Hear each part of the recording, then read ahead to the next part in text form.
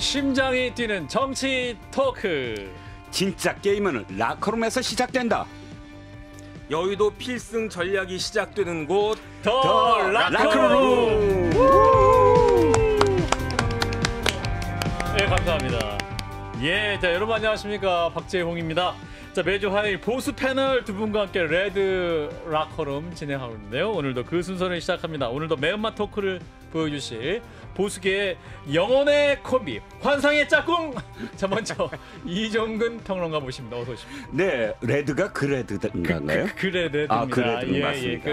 레드 팀입니다. 예, 자 이어서 정혁진 변호사님 어서 오십시오. 네, 안녕하세요. 예, 그동안 저희가 한 주를 건너뛴 것 같아요. 네네. 그래서 보고 싶었습니다. 잘 네. 지내셨어요? 네, 은혜 받고 있었어요.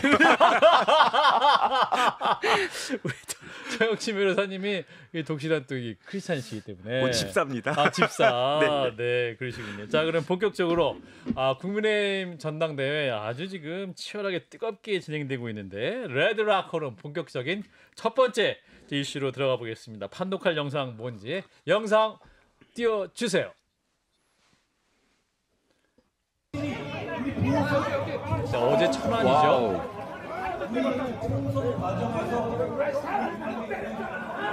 어이구. 아이고 저런. 이건 연설의 바뀐데 뭔가 폭력 사태가 일어나는 것 같죠.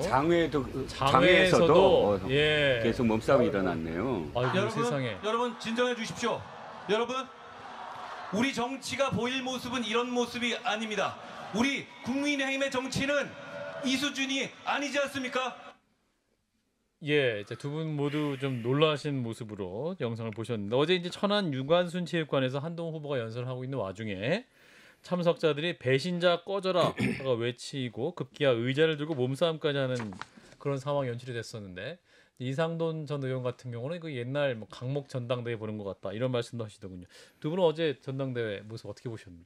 일단 저도 용팔이라는 이름이 갑자기 떠올랐습니다. 용팔이. 한 40년 만에 제가 용팔이라는 말을 지금 그렇죠. 입에 올리는 것 같아요. 네.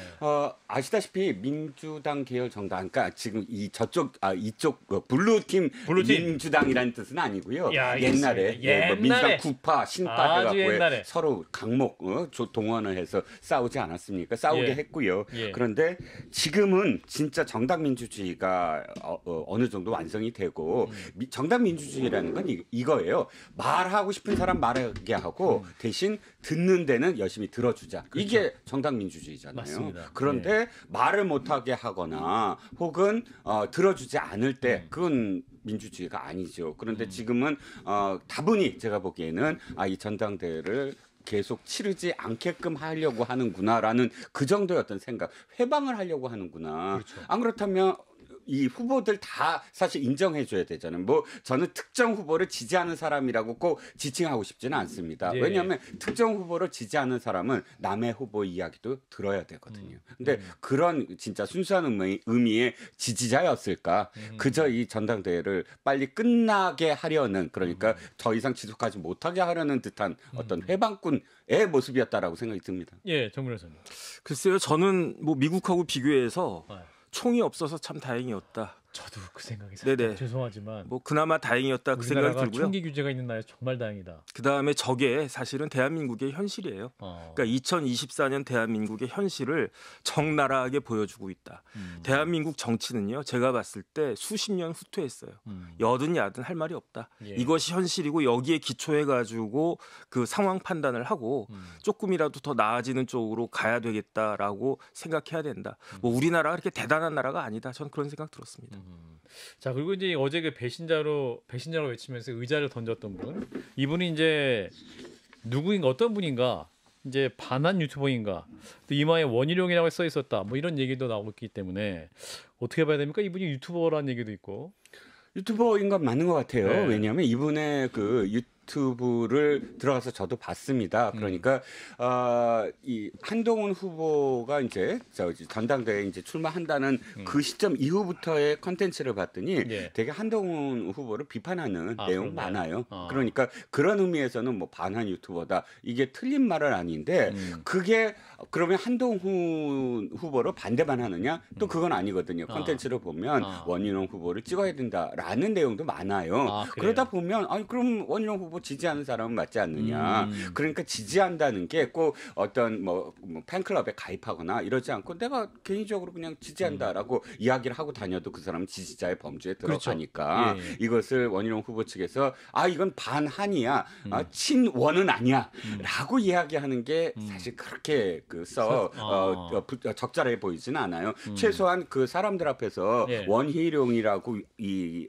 두건 같은 걸 쓰고 다녔던 사람이라면 난 원희룡 후보가 이렇게 얘기했어야 된다고 봐요. 나를 지지하시는 분들로 보인다. 그런데 나를 지지하시는 분들은 절대 한동훈 후보나 어떤 후보도 이야기를 들어야만 한다. 앞으로 이렇게 이 정도는 이야기를 할 수 있어야 되지 않느냐. 지지자들 오히려 좀 어떤 지지자든지 그러니까 그 사람이 원희룡을 이마에 써붙이고 다녔으니까 그래서 그 정도의 책임은 뭐 져야 된다. 근데 아니야 반환이야. 남의 타 후보를 비방하지 마라. 이렇게 얘기한 건 무책임하다.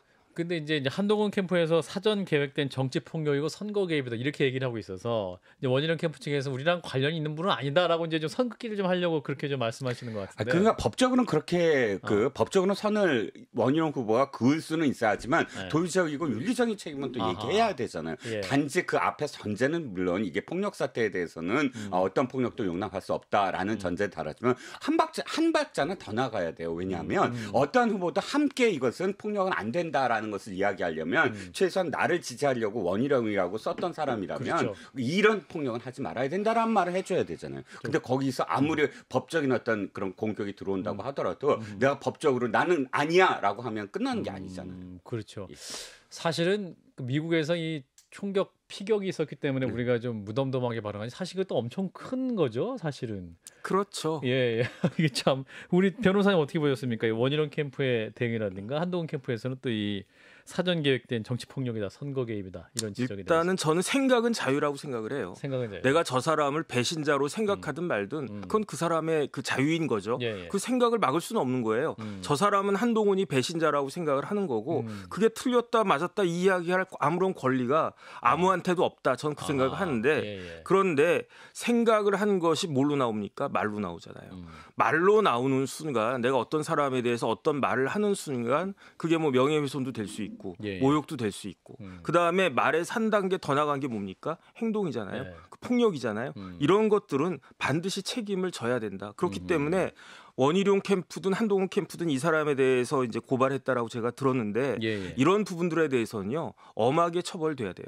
일반 단순한 폭행이나 상해보다도 그렇죠. 훨씬 더 엄하게 그 폭행 처벌 받아야 되고 그 다음에 사람들이 잘 모르는 게 있는데 공직선거법에 이런 것과 관련해서 규정이 있는 게 일반적인 폭행보다 훨씬 더 강하게 처벌하도록 되어 있습니다. 그 다음에 어찌됐든지 간에 배신자라고 하는 프레임을 씌운 것은 그 원희룡 캠프의 캐치프레이즈는 배신자였잖아요. 어쨌든 그러한 것들이 저 사람들한테 어느 정도 영향을 미치지 않았을까 저는 그런 생각을 갖다가 하고요. 이런 부분들에 대해서는 원희룡 캠프가 조금 유감이라는 표명 정도는 하는 것이 더 낫지 않을까? 저 같으면 그렇게 하겠다 그런 생각 들었습니다. 예, 그렇군요.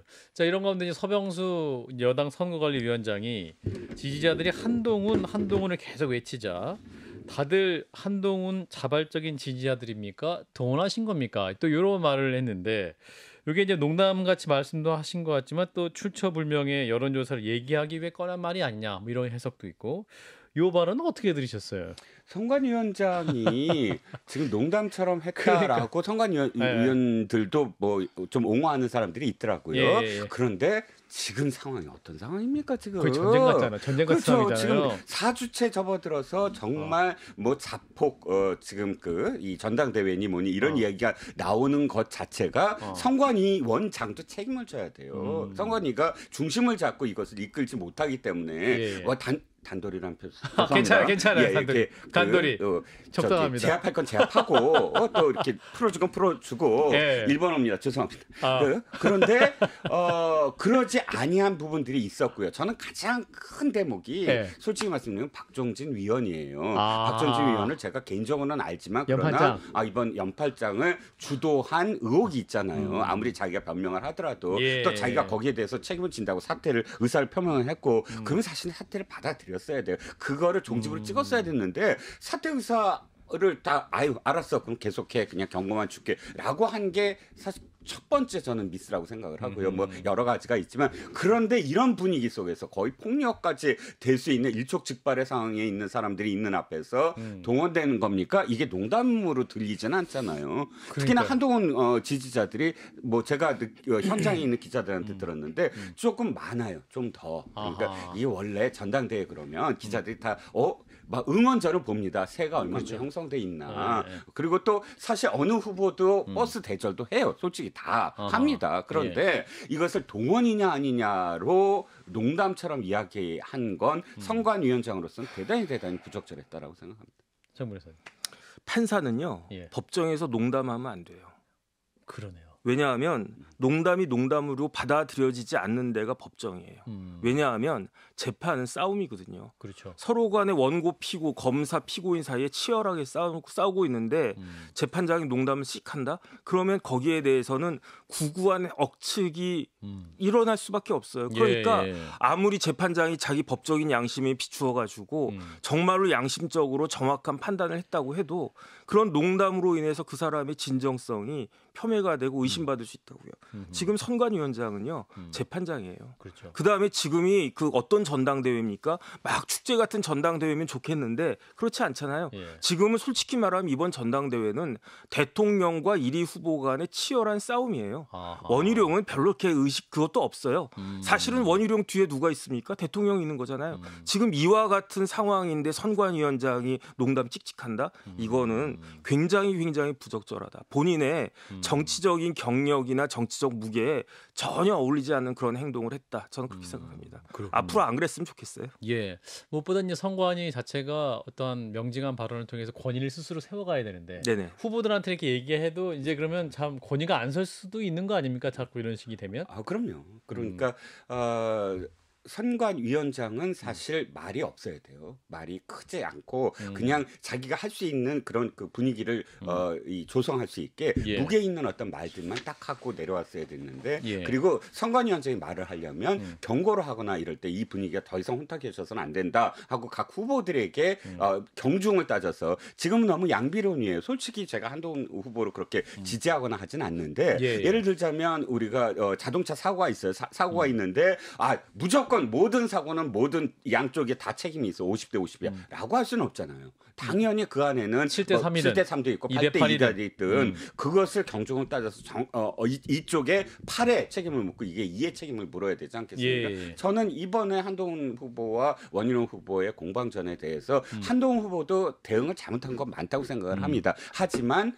촉발한 부분들과 그다음에 용어상의 표현상의 선을 넘는 부분들에 대해서는 원희룡 후보에 대해서 사실 더 경중의 그런 그 차이가 좀 있었어야 됐다 하는 생각입니다. 그렇군요. 오늘도 이제 TV 토론 있고 내일은 또 김현정 뉴스에서 토론회가 있기 때문에 토론에서 또 양 후보들이 4명의 후보가 어떤 모습을 보일지 좀 궁금하기도 한데 자 지금 이제 전당대 이유가 좀 걱정이 된다는 분도 많이 있습니다. 이렇게 이제 폭력 사태까지 있었고 뭐랄까요? 국민의 내부가 좀 하나가 될 수 있을 것이냐 이러한 거 걱정하시는 분도 있는데 정 변호사님.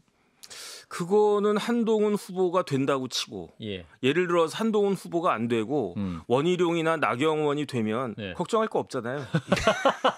걱정할 게 없습니까? 그렇습니까? 아니 적어도 대통령하고 관계는 좋을 거 아니겠습니까? 그런가요? 저는 일단은 그런 생각이 들고 그다음에 지금 제일 유력한 후보가 한동훈 후보니까 한동훈 후보가 당대표가 된다라고 상정을 한 다음에 불안한 그 동거입니까? 그러면? 그때부터는 저는요. 그때부터 한동훈의 정치력이다라고 생각을 해요. 그렇군요. 만약에 여기서 정치력 잘 발휘해가지고 제가 봤을 때 지금 대통령하고 관계는요. 원만한 긴장 관계가 있어야 돼요.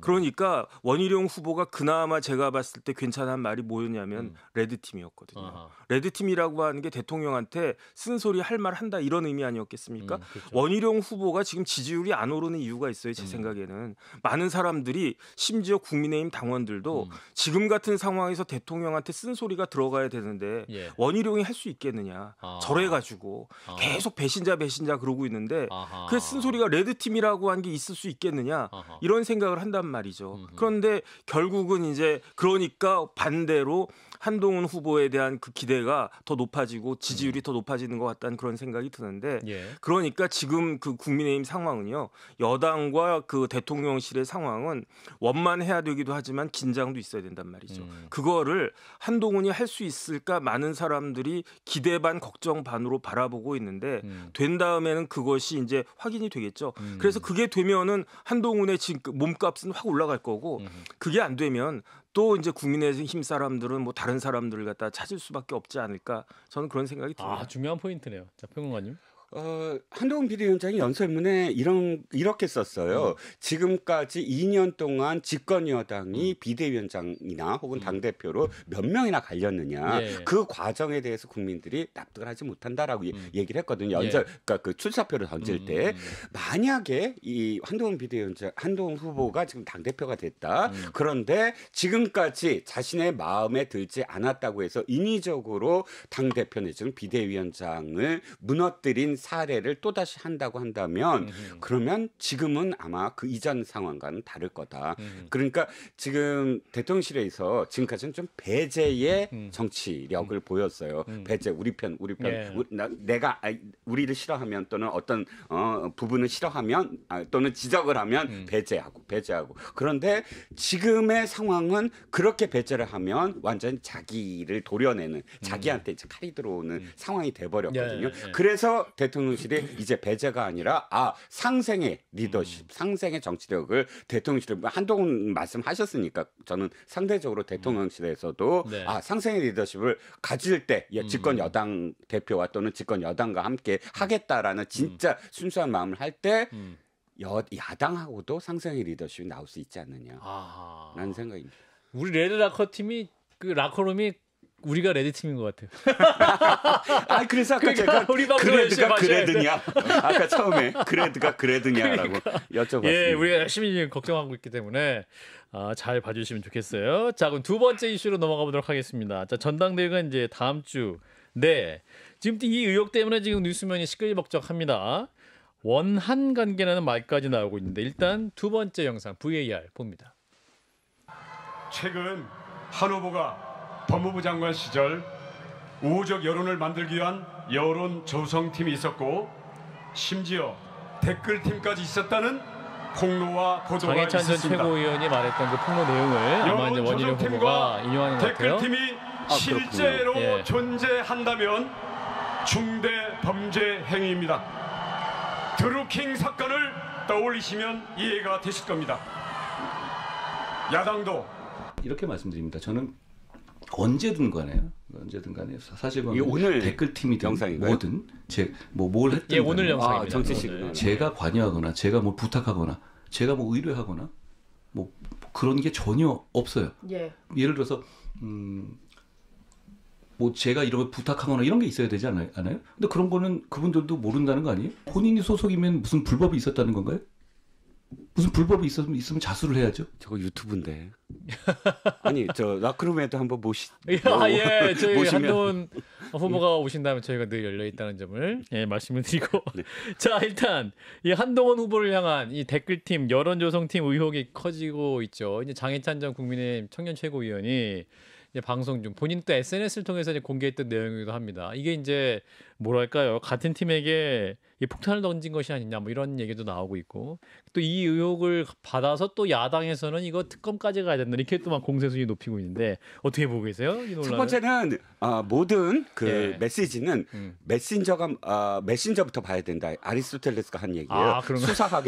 수사학에서 그 말을 한 사람이 누구냐? 사람에 대해서 사실은 이 크레딧이 필요하다. 신뢰도가 필요하다라는 겁니다. 자, 장예찬이라는 사람은 지금 왜 남의 당에 남의 당. 감나라 남의 당 사람이라고 하죠? 손을 아니 무소속이에요. 무소속이니까 예 정확합니다. 저 복당 못했어요 아직. 예 그렇긴 하죠. 남의 당 아닌가요? 나중에 복당 절차를 밟으려면 다음 당 대표가 찍어야겠네 도전을. 그렇죠. 그러니까 아마도 이렇게 한 후보가 안 돼야 복당이 가능하다. 된다. 뭐 이런 생각을 할지 모르지만 어쨌든 장해찬 후보는 아마도 다시 이제 그 이 정계의 정치인으로서나 혹은 또 패널로서나 복귀를 하려면 폭탄을 들지 않으면 안 받아줄 거다. 그래서 거대한 폭탄을 지금 폭탄을 들고 올 수밖에 없었지 않느냐. 그런데 이 당의 어떤 문제를 이야기할 사실은 위치에 있느냐는 거예요. 사실 해당 회응이 확실히 했잖아요. 물론 결과는 뭐 이 국민의힘의 수용당에서 뭐 저 당선이 됐지만 그럼에도 불구하고 어찌 됐든 그때 분명히 선을 그었는데도 불구하고 이렇게 해서 비판을 받는 사람이 전혀 다른 이슈. 내가 증거를 갖고 있어. 이 증거 내가 다 폭로할 수 있어. 라는 완전히 다른 이슈로 돌리면서 참여를 했단 말이죠. 저는 크레딧, 그러니까 믿음이 얼만큼 갈 수 있느냐. 자기의 목적이 난 뚜렷하게 보여요. 그 이야기가. 목적은 그러니까 진짜 한동훈 공익제보냐? 아니잖아요. 자신의 어떤 이 복당에 대한 생각이라든지 또다시 패널이라든지 혹은 정치계에 자기가 발을 들여놓기 위한 사실 수단으로 보이고요. 내용도 솔직히 말씀드리면 별로 그렇게 타당해 보이진 않아요. 자, 우리가 드루킹을 얘기했는데 드루킹만 하나 보더라도 왜 그게 대법까지 해서 문제가 생겼습니까? 선거에 개입했어요. 대선이라는 큰 그런 국민적인 그런 이 민주주의의 장을 완전히 특정 후보를 당선시키기 위해서 여론을 인위적으로 소프트웨어를 통해서 조작을 했잖아요. 이건 빼박이거든요. 근데 지금 법무장관 일단 법무장관 사수팀을 운영했다고 하더라도 이걸 선거에 직접적으로 어떤 영향을 주려고 했던 것도 아니고 자신의 이미지에 대한 문제였어요. 자, 이건 좀 선을 그어야 되고 두 번째 사설팀이라 한다면 뭘 사설팀이라고 얘기하는 건지 실제로 비용을 지불해서 팀을 운영한 건지 아니면 무슨 업체 많아요. 이런 업체도 많습니다. 사설 업체도 많아요. 사설 업체에 돈을 준 건지 지지자들이라도 어쨌든 그걸 조직적으로 본인이 직접 운영한 건지 여기에 대해서 지금 최초 폭로자 공익제보자라고 할 수 없는 장해찬 전 최고위원이 증거를 확실히 돼야 된다. 증거가 없어요. 왜냐 증거가 없다고 제가 얘기하냐면 최소한 우리가 증거를 가지려면 캡처본이 있어야 돼요. 내가 어떤 지시를 받았다. 누구한테. 그리고 내가 어떤 대답을 했다. 그래서 내가 어떤 사람들한테 이거 댓글을 날라라고 이 노랗고 왜 말풍선 같은 거 있잖아요. 요즘 그게 사실 증거잖아요. 그런데 장해찬 전 최고는 뭘 하냐면 몇 월 며칠 날 이런 식의 내용을 어떻게 했다라는 텍스트본이에요. 장관께 보고드린 뭐 이 정도. 그건 텍스트본이지 원본이 아니잖아요. 그렇죠. 원본. 그러니까 우리 화면상에 캡처본을 주면 그다음부터 얘기를 시작하자. 이분이 일주일 남았기 때문에 임박해서 터뜨리려고 막 갖고 있는 거 아니에요? 자, 우리 정 변호사님 법률적으로 좀 어떤 게 좀 쟁점이 되고 정말 야당의 공세대로 이게 좀 불법적인 요인이 있으면 한동훈 후보에게 뭐 타격이 될 수 있는 지점이 있을지 그것도 좀 설명해 주세요. 불법적인 게 있으면 당연히 타격이 되죠. 한동훈 어떤 사람입니까? 평생 검사만 하고 법무부 장관까지 했던 사람이 불법을 한다? 범죄를 저지른다? 있을 수 없는 일이라고 생각하고요.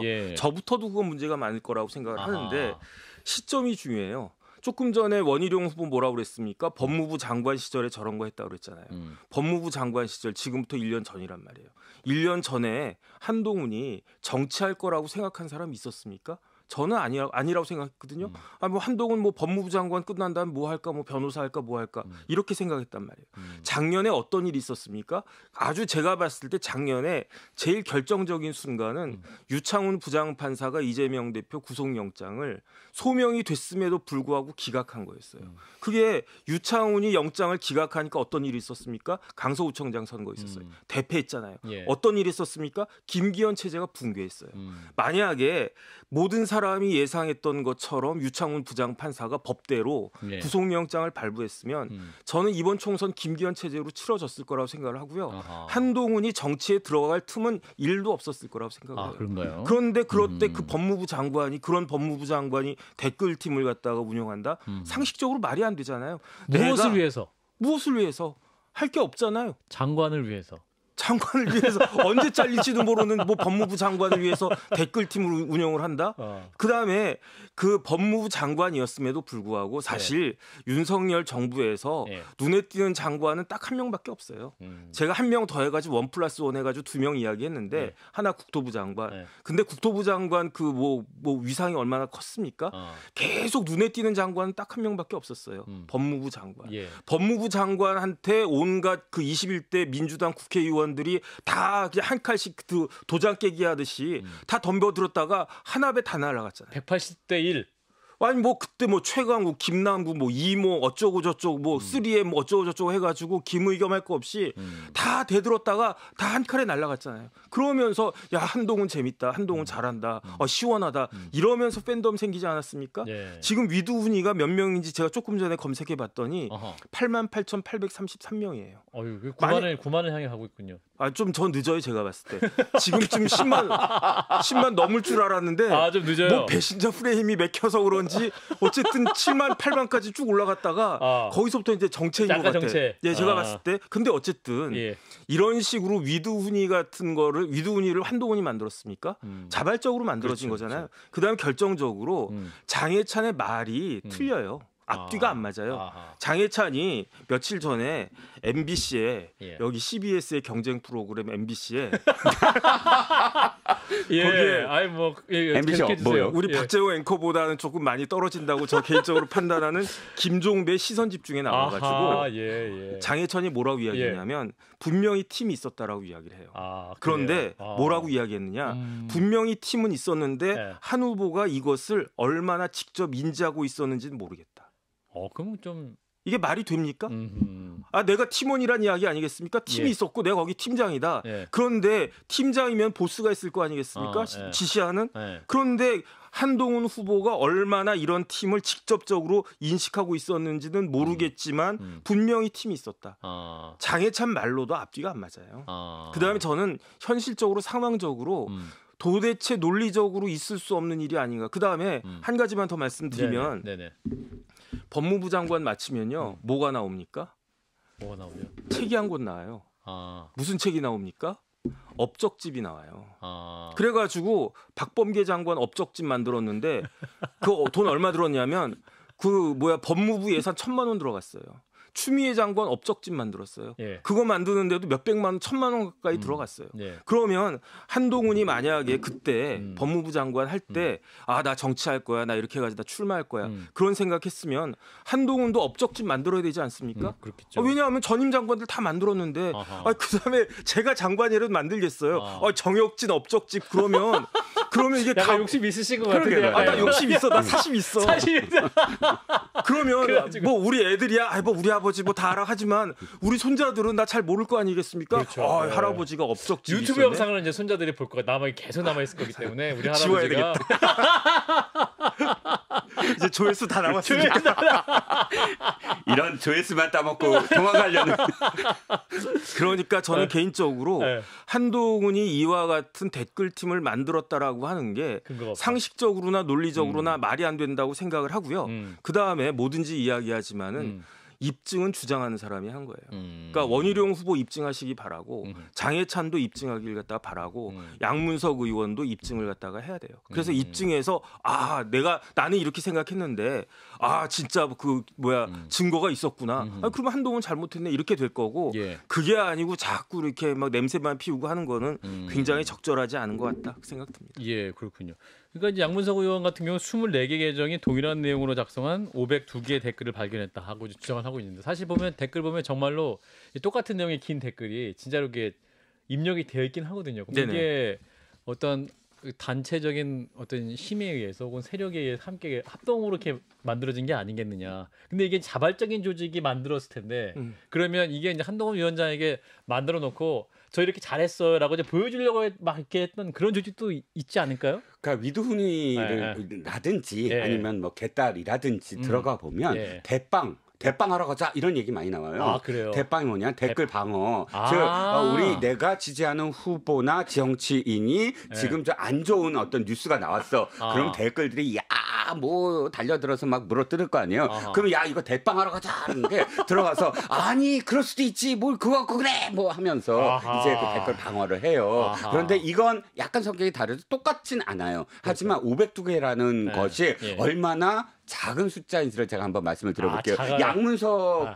의원이 뭐라고 그랬냐면 3년 동안 6만 개 이렇게 표현했어요. 3년 동안 6만 개 다는 게 네. 60명이 네. 하루에 2개씩이에요. 그런가요? 그러면 6만 개 돼요. 60명이. 네. 그러면 60명이 똑같은 거를 예를 들어서 한다? 저는 충분히 대빵하러 가자 그랬을 때 사실 그게 막 그 자기네들이 할 때 자기 생각으로 말을 달기 시작하면 사실 시간이 걸려요. 네. 그러니까 그래? 이 친구 거 컨트롤 C, 컨트롤 V 해갖고 들어가요. 저는 그건 충분히 들어갈 수 있다고 봐요. 하지만 예. 이게 진짜 드루킹처럼 뭐 매크로 시스템을 돌려서 기계가 하느냐 아니면 순수하게 뭐 위드훈이도 그 시작은 저희 추미애 장관이 좌천시키고 좌천시킬 때 몇 명이 모여서 시작을 했다고 하더군요. 그래요? 그때부터 이제 모이기 시작했다고 하더군요. 그들이 결속하는 건 그 한동훈 자신들이 지지하는 한동훈이라는 사람이 핍박받고 압박을 받을 때마다 더 똘똘똘똘 뭉친다는 거예요. 그러니까 대빵에서 그 정도의 어떤 숫자를 갖고 드루킹을 다시 연상시킨다. 드루킹이 얼마나 했는지 기억하세요? 지금 이 3년 동안 6만 개 정도가 아닙니다. 그러니까 몇 억 개 하지 않았어요? 예, 상대가 안 되죠. 대빵은 어떤 불법적 요소는 없는 건가요? 그건 잘 자발적으로. 모르겠어요. 자발적으로. 선풀 악플 같은 거예요. 선풀 악플. 선풀 저희 달라고 하자. 한파슨분도 자주 오시는 것 같아요. 악플 이렇게 달라고 하자. 아이템에 따라서. 자, 오케이. 요 얘기 또 오늘 TV 토론에서 굉장히 얘기가 많이 될 것 같고 또 하나 화제가 된 게 김옥균 프로젝트예요. 이 김옥균 프로젝트라는 게 이제 지라시로 돋았던 내용인데 이제 현재 구도상 보면 한동훈 후보가 당대표가 될 상황 확률이 굉장히 높은 상황이니 친윤계에서 한동훈 대표가 되더라도 3일 천하를 만들겠다. 한동훈 후보를 끌어내릴 계획을 세우고 있다라는 취지의 지라시가 하나 돌았고 저도 받아봤는데 혹시 두 분도 혹시 받아보셨어요? 네. 받아봤죠. 그러니까 꽤 막 광범위하게 돌아다닌 것 같네요. 저는 못 받았어요. 얘기만 들었어요. 우리 변호사님은 네네. 그 핸드폰이 청정구역이시구나. 예, 자 받아보신 우리 평론가님께서 어떤 느낌 드셨는지. 엄청 슬펐어요. 그죠? 눈물이 날 정도로 야, 슬펐어요. 이거 뭐 정치가 이러냐, 뭐 이런 느낌. 아니 그러니까 왜 슬펐냐면 네. 이거예요. 댓글 많이 받아보시죠. 네. 그러면 사실은 읽었을 때 웃음 나오는 거 많아요. 그렇죠. 이거 말도 안 되는 거 도대체 요즘 칠하시 수준이 왜 이래? 좀 칠하시 수준을 높여야 돼. 예. 뭐 이럴 정도의 웃음이 나오는 거 많잖아요. 네. 그런데 진짜 김옥균 3일 천하 이렇게 떠오르면서 웃어야 되는데 웃음이 안 나고 슬픈 이유가 뭐겠습니까? 그랬던 이게 완전 근거 있게 들리기 때문이에요. 진짜 이럴 수도 있겠다. 왜냐하면 아까 얘기했죠. 우리 2년 반 동안에 이 당대표가? 정부에서 했던 뭐 당 대표가 쓰러져가는 뭐 아니야 그 사람들이 문제가 있었던 사람들이라고 생각하는 사람도 있어요. 특정 부분에서는 그렇지만 그 과정이 과연 진짜 모든 사람들이 언제나 고개 끄덕이듯이 정당했느냐? 연판장으로 뭐 사람 무너뜨리고 아까 주저앉히고 그 다음에 뭐 아무것도 안 하면 아무 일도 일어나지 않는다. 아무 일도 일어나지 않는다라는 명언도 남기시고 뭐 이런 부분들이 사실상 인위적이었잖아요. 너무. 그렇죠. 그러니까 지금 이 3일 천하 얼마나 말도 안 되는 그런 사실 그러니까 표현입니까? 그게 예. 김옥균 프로젝트라는 이름 달면서 그거 하는 사람이 어디 있어요, 솔직히. 예. 그런데 이게 또 이런 일이 벌어질 수도 있구나라는 느낌이 제일 먼저 드는 거잖아요. 그거는 무슨 이 논리적으로 생각하는 게 아니라 경험이 있었으니까 그런 그 트라우마가 또 이게 그런 되는구나. 것들이 쌓여 있으니까 예. 이게 사람들한테 어떻게 비출 것인가. 솔직히 들여다보면 말도 안 되는 얘기인데 예. 그러니까 사실 이런 거죠. 간단하게 말씀드리면 이런 것들이 횡행할 수 있는 국민의힘의 분위기가 슬픈 거죠. 슬프다. 예. 자 우리 정 변호사님. 전 천박하다고 느꼈어요. 천박하다. 이거는 저걸 만든 사람, 네이밍을 김옥균 프로젝트라고 한 사람의 지적 수준이 처참하다. 전 그렇게밖에 생각할 수가 처참하다. 없어요. 왜냐하면 갑신정변 얘기하는 거잖아요. 네, 그렇죠. 갑신정변에 김옥균만 있었습니까? 서재필도 있었고 박영효도 있었어요. 그러면 김옥균은 누구란 얘기입니까? 한동훈이란 이야기잖아요. 그럼 서재필은 누구고 박영효는 누굴 것인가? 그다음에 갑신정변에 나와 있는 사람 중에 이런 사람들만 있었습니까? 고종 있었잖아요. 민비 있었잖아요. 예. 그러면 고종은 누굽니까? 그다음에 민비는 누구란 이야기입니까? 어허. 그런 식으로 연결이 될 수밖에 없어요. 예. 그다음에 갑신정변이 어떻게 진압됐습니까? 고종이 뭐 이렇게 해가지고 아니면 수구파가 자기 힘으로 진압했습니까? 외세가. 청나라가 들어왔어요. 예. 청나라가 들어와가지고 갑신정변을 갖다가 눌렀다는 이야기인데 김옥균 프로젝트 한다라고 하면 이른바 친윤에서 만들었다고 치고 그러면 그 친윤에서 자기 힘으로 김옥균을 제압할 수 없으니까 청나라 끌어들이겠다는 겁니까? 뭐 중국 대사관 끌어들이겠다는 겁니까? 뭐 이재명 대표처럼 싱하이밍 대사 만나겠다는 이야기입니까? 그것이 아니면 청나라가 민주당입니까?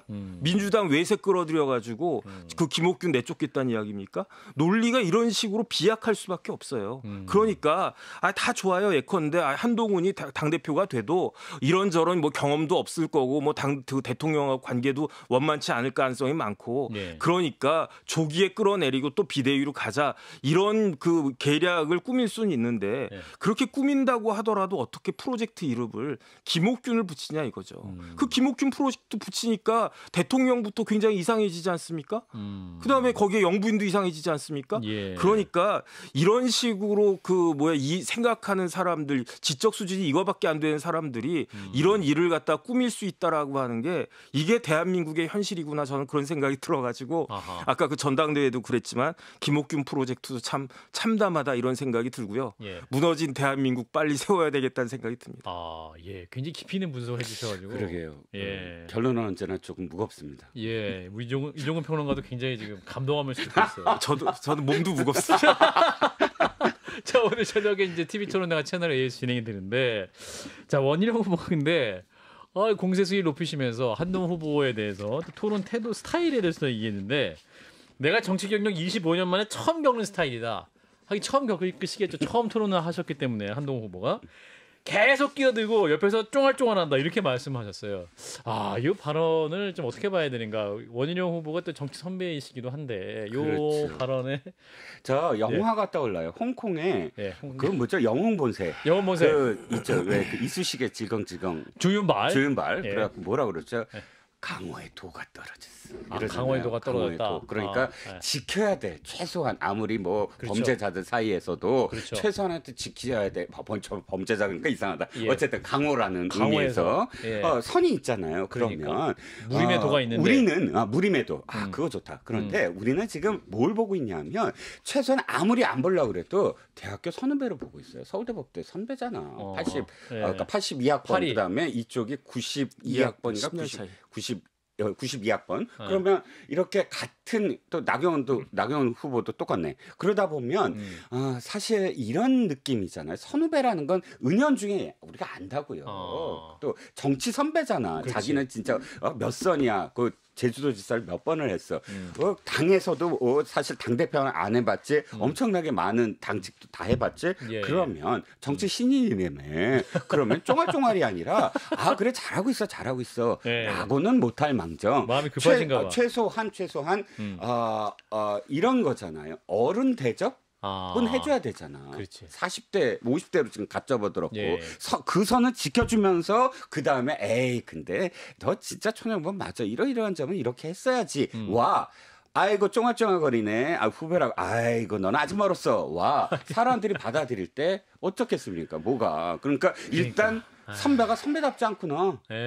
정치 선배고 그러니까. 또 이제 그 서울대 법대에 정말 이 천재 소리를 들었던 전국 그 수석. 그 선배가 말이야 고작 쫑알쫑알 뭐 이런 표현으로 후배를 좋지 않았다. 다그친다? 이건 좀 좋지 않았습니다. 그렇습니다. 너무 길었구나. 아니 저기 한동훈 후보가 쫑알쫑알 되는 거 맞아요. 그렇잖아요. 한동훈 후보는 정치 경력 1년도 안 됐어요. 작년 12월 26일에 비대위원장 되면서 예. 정치판에 뛰어든 거고요. 예. 오늘 며칠입니까? 7월 한 15일쯤 되나? 7월 16일인가? 예. 7개월밖에 안 됐어요. 7개월도 안 됐어요. 네. 7개월에서 열을 빠졌네. 그럼 태어난 지 7개월밖에 안 된 애가 쫑알쫑알거리지 그러면 유창하게 이야기합니까? 오늘 정문환 사님 폼이 장난이 아니네. 유인태 총장을 갑자기 빙의 됐어요. 유인태 총장은 누구든 다 했는데 아니 주옥 같은 말이 나오고 있어요. 그러니까 계속하세요. 원희룡은 진짜 손 들고 반성해야 돼요. 손 들고 반성해라. 아니, 정청래가 또 뭐야? 법사위가 생각하셨대요. 왜 그러냐면 예, 계속해서. 예. 7개월밖에 안 된 쫑알쫑알 거리는 어린애한테 박살나고 있는 게 누굽니까? 정치 25년 25살짜리 원희룡이잖아요. 정치 나이 25살이에요. 그런데 7개월한테 지금 쫑알쫑알대고 있는 7개월짜리한테 예. 지금 박살나고 있지 않습니까? 그렇구나. 더군다나 10년 후배예요. 나이로 따져도. 서울법대. 저 같으면 진짜 예. 이런 표현 유튜브로 해서 해도 되나? 쪽팔려서라도 창피해서라도. 창피해서라도 이런 말 정신통역. 못해요. 정신통역. 저는 이런 말 못할 것 같은데 원희룡 후보의 폼이 완전히 무너졌다. 저는 전국 수석하고 저희 때는요. 예. 제가 86학번이고 원희룡 후보 82학번이라는 콩파리. 전국 수석했고요. 예. 사법시험도 수석했고요. 그러니까. 그래서 우리는 또 그런 거에 약하잖아. 우리는 그런 거 약하잖아. 와, 진짜 대단한 사람이라. 예. 원희룡 이름, 원희룡 이름 석자만 가지고 대단하다 이랬던 사람이었는데 예. 이번 그 전당대회를 통해서 원희룡에 대한 기대와 폼이 완전히 무너졌다. 이거는 다시 반성하고 자, 다시 재건해라. 또 뭐 토론에 또 어떤 모습 보이실지 네네. 또 좀 보시죠. 오늘 정혁진 위원의 폼이 완전히 정말 그러니까 살아났어요. 이게 좀 오늘 좋아요. 그냥 쫑알쫑알 대고 있는 거예요. 아니에요. 이 폼이 확 올라갔어요. 자, 이거 마음 같아서는 계속 우리 하고 싶은데 거의 정규 방송 시간에 가까워서 세 번째 VAR 화면으로 넘어가 보겠습니다. 지금 법사위에서 이제 대통령 탄핵 청문회를 앞두고 있는데 이제 김건희 여사와 또 최은순 씨 모녀 증인으로 채택해 논란이 되고 있습니다. 거친 대치가 있었어요. 대통령실 소속 증인을 청문 요구서, 출석 요구서를 전달하는 과정에서 그 화면을 잠깐 보고 이어가겠습니다. 대통령실이 접수한 서류를 이 바닥에 내팽개쳤습니다. 이건 명백히 범죄 행위입니다. 예, 대통령실 관계자가 받을 수가 없습니다. 받을 권한이 없습니다. 하자 이제 바닥에 내팽개쳤다. 민주당 주장은 명백히 범죄 행위다 이렇게 주장한 상황이죠. 이 논란 어떻게 보셨는지? 저 장면이 떠오르네요. 전혀 다른 이야기지만 예. 저 사회 공무원 피격 수입 사건 때 문재인 대통령이 그 아들에게 약속을 했었거든요. 진상규명을 하겠다. 근데 그 이후에 한 번도 거기에 대해서 회신을 안 했어요. 그러니까 아들이 편지를 띄웁니다. 마지막에. 그러니 변호사가 갖고 가는데 그 접수를 안 받아요. 그래갖고 그 땅바닥에 놓여진 어떤 장면이 떠오르는데 물론 그때 나중에 접수를 받았습니다. 근데 그게 옥신각신하는 장면이 떠오르고 두 번째는 사실 저렇게 할 일이냐. 저건 그야말로 그냥 보여주기식 퍼포먼스다. 퍼포먼스를 버려서 어떻게든 이것을 구판으로 만들겠다라는 의도가 너무 많이 보였다는 겁니다. 네, 정 변호사님. 저게 법대로 하면요, 그냥 민사소송법에 송달의 방법이 나와 있어요. 제가 국회 증언감정법 찾아봤더니 그 민사소송법 규정대로 하면 된다고 되어 있거든요. 그러니까 저렇게 저기 나와 있는 사람들 다 판사 출신이고 그러네요. 다 법조인 출신들인데 아니 좋다, 그래 송달됐다 이렇게 하면 되는데 양쪽에서 퍼포먼스하는 거 아닌가? 저는 그런 생각 듭니다. 그렇군요. 그리고 오늘 이제 보도 내용 중에 그 김건희 여사 측의 가방을 이제 전달하는 과정과 이제 행정관의 증언이 나왔습니다. 이제 원래 김건희 여사는 돌려줘라 이렇게 말씀했는데 행정관이 있고 돌려주지 못했다, 깜빡 잊었다 하면서 또 각종 논란이 있는데 이게 이제 왜 이제서 또 이거 얘기가 되는 것이냐 여러 논란이 있습니다. 어떻게 보고 계십니까? 와, 그 명품이라고 얘기했는데 명품이 그 가치가 별로 없나 봐요. 그대로 찬밥 신세가 되는 그 과정을 우리가 목도를 했습니다. 그러니까 당일날 돌려주라고 지시를 했는데 유모 행정관이 깜빡한 거예요. 돌려줘 그랬더니 네 하고서는 깜빡하고 그게 그대로 사무실에 한 2개월 11월 초까지 있었다는 겁니다. 근데 11월 7일 날 다시 이제 그 이사를 하잖아요. 한남동에. 그러면 그 정도 명품백 하면 저 그게 얼마짜리인지 얼마짜리가 얼만큼 가치 있는지 모르지만 전 다시 좀 모셔줄 줄 알았어요. 여사님 방에. 근데 그게 아니라 또 창고로 간다고 합니다. 창고로 처박혀 있다가 1년 후에 이게 문제가 되니까 바로 다시 대통령실로 이송이 됐다. 여기까지가 이제 포장도 뜯지 않은 채로 명품백이 찬밥 심세가 된 그런 과정인데 왜 뒤늦게 이걸 밝히냐 이거죠. 그러니까. 왜 유모 행정관은 지금에서야 지시를 받았습니다. 지시를 받은 사실조차도 지금 떠오른 건가요? 선택적 기억 상실증인가? 그래서 이 기억력을 그럼 어떻게 믿을 수가 있느냐 하는 문제가 다시 제기가 되겠죠. 좀 빨리 얘기했으면 관련 의혹도 좀 쉽게 사그라들 수 있었을 일단 텐데. 그때도 문제는 있죠. 얘기를 하는 이 상황이 사실이라고 하더라도 당시에 이제 얘기를 하고 근데 그게 두려웠을 것 같긴 해요. 그러니까 종북 목사라는 사람과 사적으로 어땠든 이런 통일 관련 얘기도 막 나누고 뭐 이래 자기가 정치적인 어떤 이야기를 견해를 밝힌 것처럼 느껴지는 오해를 불러일으킬 문자들이 공개되는 게 두려웠을 수도 있지만 모든 것은 사실이 어디까지다라고 빨리 밝혀야만 한다는 거예요. 초기에. 정 변호사님. 2022년 9월 13일 2시에 이제 최재형 목사가 코바나 컨텐츠 사무실 찾아와가지고 이 디올백 정확히는 파우치예요. 그 최재형도 파우치라고 이야기를 했으니까 이걸 건넸단 말이에요. 그런데 9월 13일이 어떤 날이냐면 9월 12일까지가 추석 연휴였어요. 아, 네네. 그러니까 최재형은 아마 그 김건희 여사 찾아가가지고 여사님 추석 선물입니다. 명절이었으니까 그냥 뭐 간단한 거고 뭐 큰 것도 아니고 그냥 파우치입니다. 이러면서 주지 않았을까 저는 그렇게 예상이 되고요. 그냥 받았으면 받았다라고 이야기하는 게 맞지 않나? 저는 그 생각이 들어요. 아니 지금에 와가지고 설사 그랬다고 하더라도 이런 식으로 변명하는 것을 수긍할 수 있는 사람이 몇 명이나 될까? 저는 그런 생각 들고요. 법적으로 아무 문제 없거든요. 부적절한데 법적으로 문제 없어요. 부적절하니까 영부인도 이걸 사과해야 되겠다는 마음이 많았는데 거기에 대해서 답이 없어가지고 사과를 못했다 이런 이야기잖아요. 그 다음에 결국은 대통령도 이 부분에 대해서 사과하셨잖아요.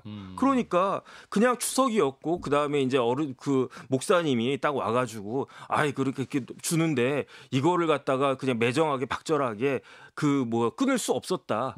추석 다음 날이었다. 이렇게 이야기하면 되는데 왜 자꾸 말을 만들어가지고 더 갸우뚱 이게 진짜인가 가짜인가 이게 거짓말이라고 생각하면 진실까지도 거짓말 아닌가 이런 의심이 든단 말이죠. 저는 대응이 굉장히 조금 이상하다. 저로서는 납득이 되지 않는다. 저는 그런 생각 듭니다. 오늘 두 분이 아주 그냥 본방까지 계속 가고 싶게 만드는 충동을 주셨지만 아쉽지만 두 분이 여기서 보내드려야 될 것 같은데. 저희도 바빠요. 우리가 죄송합니다. 바쁘시니까 또 빨리 보내드려야 되고 저는 또 본방을 준비하도록 하겠습니다. 자, 오늘 박정희 아파트승부 사전 방송 락커룸 오늘 레드 락커룸으로 함께 했는데요. 시청자 여러분 어떻게 보셨습니까? 격려 댓글도 많이 남겨주시죠. 함께 해주신 두 분께 감사드리며 다음 시간에 뵙겠습니다. 고맙습니다. 감사합니다. 감사합니다.